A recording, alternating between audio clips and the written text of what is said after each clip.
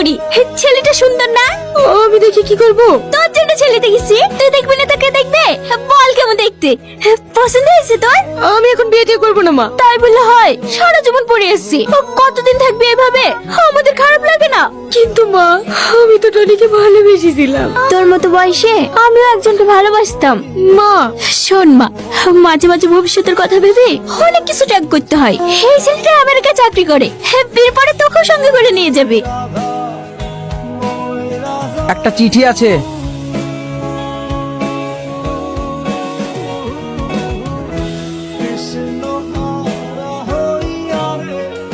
Tony, আজ তো যে ছুটি, যা তোর বাড়ি চল যা।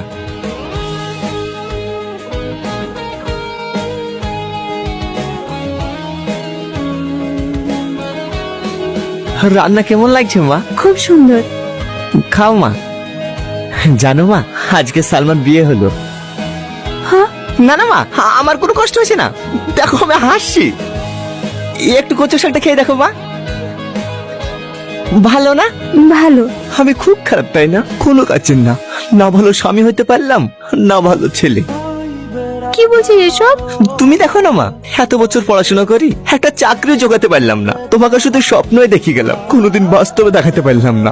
আমি তো বেশি কিছু চাইনি মা, আমি শুধু তোমার চোখে আলো ফেরাতে চেয়েছিলাম আর সুন্দর একটা সংসার কর। আমি ব্যর্থ মা, আমি ব্যর্থ। তোমাদের জন্য আমি কিছুই করতে পারলাম না। কে বলেছে তুই ব্যর্থ? তুই কত কিছু করছিস আমাদের জন্য। আর চাকরি বাসটা তো কি হয়েছে? চেষ্টা তো করেছি। মা, আমার খুব খিদে পেয়েছে, তোমার হাতে করে আমাকে চারটে খাই দিবা? হ্যাঁ। তুমি একমাত্র মানুষ মা, যে আমার প্রতি কোনোদিন অভিযোগ করেনি। তুমি অন্ধ হলেও সবসময় আমার ভালো দেখিছো। পাগল ছিলি, মা কখনো ছেলে খারাপ দেখতে পারে? তোমার হাতে ভাত খাই খুব স্বাদ লাগছে মা।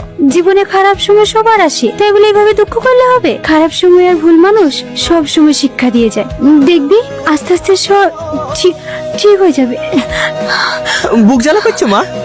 হ্যাঁ,